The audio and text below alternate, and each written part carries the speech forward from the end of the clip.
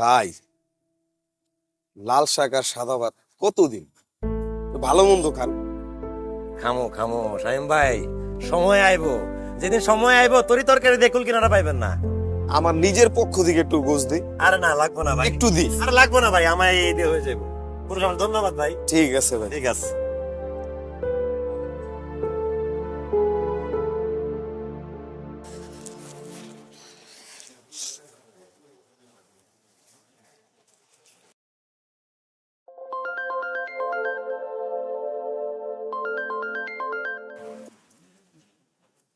Hello.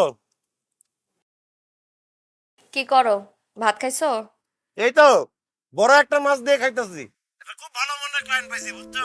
সে আমাকে কোম্পানিতে টাকাও বিনিয়োগ করতেছে, আমার ভালো আচরণে খুশি হয়ে আমার ভাত খাওয়াইতেছে। বড় মাছ? হ্যাঁ। লাল শাক আর ভাত এই হচ্ছে তোমার বড় মাছ না? খাও। আচ্ছা।